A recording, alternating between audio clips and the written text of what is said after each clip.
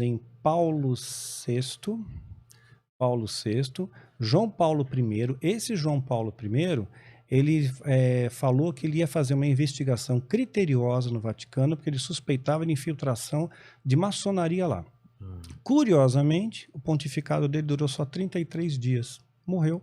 Não fizeram nem necrópsia. Morreu, mumificaram o cara. Só porque queria levantar os Pois maçons lá. Dom João VI. Aí vem João Paulo I primeiro. Ué? Porque é o João VI. João Paulo... perdão. João Paulo contou, I. Sim, João Paulo I. Isso. João Paulo II, né? Aí nós temos o Bento XVI, que renunciou. Lembra do dia que ele renunciou? Caramba, isso. Lembra o dia que ele renunciou? Não. Renunciou no dia 11 de fevereiro. A mesma data que foi assinado o Tratado de Latrão. Sério? 11 de fevereiro de 1929. Ele renunciou em 11 de fevereiro de 2013. Né? Renunciou. Aí, curioso, não sei se você lembra dos detalhes, caiu um raio na Basílica de São Pedro, né? Foi mídia para todo quanto é lado. Nossa, bem no dia que ele faz a renúncia, cai um raio na Basílica. E a Basílica, ela foi construída, uma boa parte dela, com pedras que vieram do Coliseu, que era um local de morte, né? Os cristãos eram lançados lá. E o Coliseu, por sua vez, ele foi financiado através do saque do tesouro do templo. Né, quando os romanos sitiaram Jerusalém no ano 70, saquearam os tesouros, financiou a construção do Coliseu, né, e pedras do Coliseu foi para a Basílica, aí caiu o raio na Basílica, né, bem na data que foi assinado. Então aí saiu, né, Bento XVI sai e entra em cena o Francisco, que é o sétimo. Mas essa saída do Papa foi muito estranho, né? Foi estranho. Era um Papa que ele teve uma rejeição absurda pela Igreja Católica, e que era alemão, acusado de ser nazista, não sei o que, tal, e de repente ele renuncia, né? É o primeiro que renuncia, não é? Não, tinham 3 antes dele.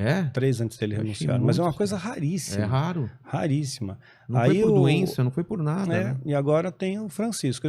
Que é o oitavo. Que é o sétimo. É o sétimo? Porque não contou o Pio XI. Tá, então... Né? Ele é o sétimo. Então tá para vir o oitavo. Tá para vir o oitavo. Quando ele morrer, vem o oitavo. Tá. Curiosamente, o oitavo vai ser o Papa de número 257, se não me falha a memória. Tudo isso? 257 papas. Número 257. A soma dos dígitos, formando uma única casa decimal, vai ficar 6. Ele é 1 dos 6, 666, uma trindade satânica.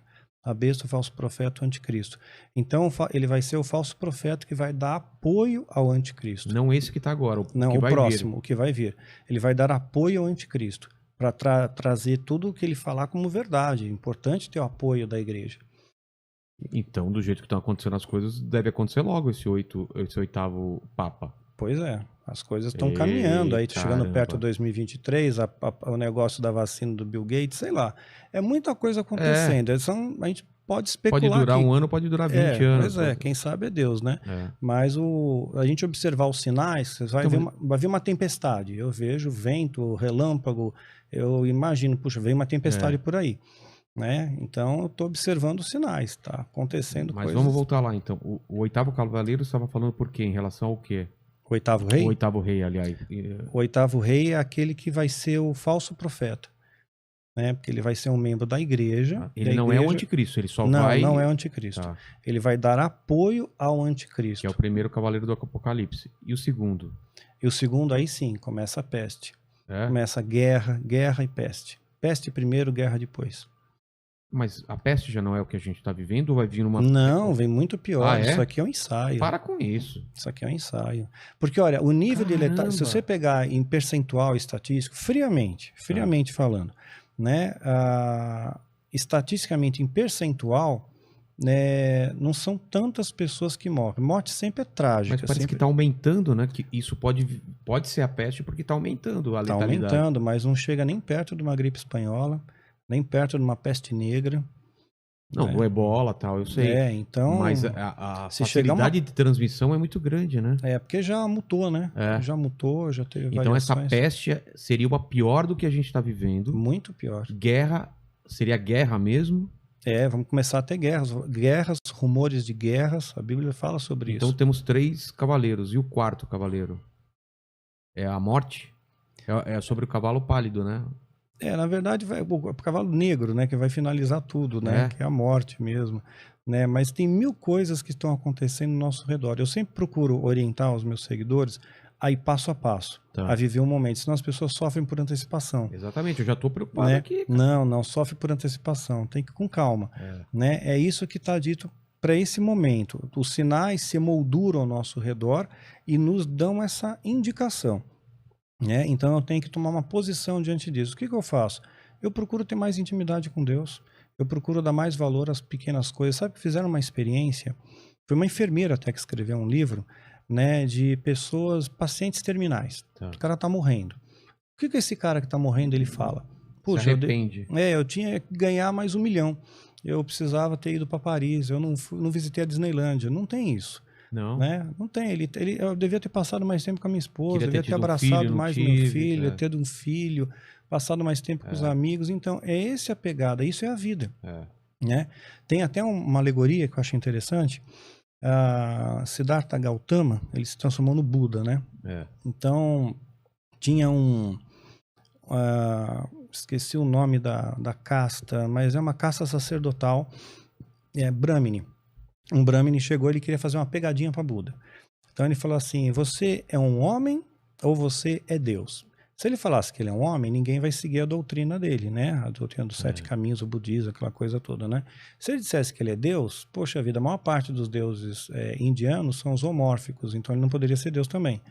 Então ele deu uma resposta, isso está na literatura, na biografia, que eu achei muito inteligente. Ele falou, não, eu sou simplesmente alguém que despertou enquanto todos dormem, né? Então é mais ou menos isso. Né? É a gente despertar para essa realidade, o que é vida de verdade. Né? É Matrix também, né? O filme da Matrix. É o Neo que desperta e entende que esse mundo, na verdade, é uma ilusão e tal. Sim, é você sair da membrana, que você estava falando antes, né? Sair dessa membrana aí. E as entidades diabólicas, eles trabalham unidos. Por isso que eles dividem a igreja. Hoje a igreja está muito dividida. Mas sempre foi assim, né? A igreja dividida. Nunca Pois foi uma coisa... Não, na igreja primitiva, se voltar lá no calendário, a igreja primitiva ela foi forte até o ano 300 depois de Cristo, foi forte, unida para valer. Aí entrou Constantino, em 313 ele lança o Edito de Milão, em 325 ele estabelece o Concílio de Nicéia na Turquia, e ele então começa a deformar os valores. Aí nasceram santos, né? Relíquias, mártires, né? Aí contaminou os valores. Mas até o ano 300, né, depois de Cristo, a igreja era muito unida. A igreja primitiva era extremamente unida. Se reuniam nas casas, não tinha templo, eram nas casas, né? Paulo, da prisão, ele dava orientação, dava exortação, dava direção. Né? Hoje eu tenho ovelhas também. Tudo virtual. Eu, da minha casa, eu consigo dar orientação, exortação, todo mundo tem meu telefone, tem acesso direto a mim, então não tem aquela coisa, você não tem acesso ao pastor, tem acesso a todo mundo. Conheço todas as minhas ovelhas, sei o nome, sei a luta, sei a dificuldade, né? Então é um grupo pequeno. Eu poderia ter 30 mil ovelhas, mas eu prefiro ter 200 e cuidar bem dessas 200, né? E acho que se cada um fizesse um pouco assim, de cuidar do rebanho, o rebanho está muito machucado, o rebanho está ferido, né?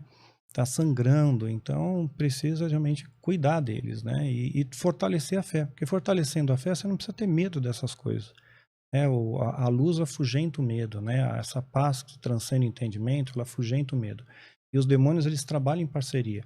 Então eles sabem que se a gente ficar junto, unido como igreja, né? Mesmo tendo diferenças, né? Até você falou, e vem um convidado aqui, a gente tem algumas diferenças, mas ó, meus dedos da mão são todos diferentes, eu fecho, formo um punho forte.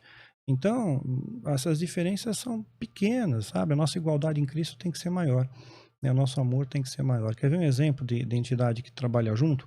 No Antigo Egito havia uma entidade Ra, né? E tinha uma entidade Amon. Aí essas entidades se uniram e viraram um tal de Amon-Ra. Ele era o príncipe de Tebas, nasceu na quinta dinastia. Não confundir com Mun-Ra do Thundercats, né? Isso, Mun-Ra. Eu lembro, eu assisti. Espíritos no mundo me transformem nessa forma. Como que é? Decadente de Mun-Ra. Eu lembro do Mun-Ra. Não é da sua época, né? Não, mas eu nunca Fantomas. gostei muito de... Não, Eu gostava do Fantomas. Fantomas eu gostava pra caramba Pô, também. muito mais Mas que o o Mun-Ra. Mun-Ra era do Thundercats. Era o Thundercats. Era uma forma que... Sim, Formas... sim. não sei o quê. Thunder. Pô, então foi baseado nisso, né? Pois é. Amon... Como que é? Amon e Ra. É isso daí. Amon-Ra.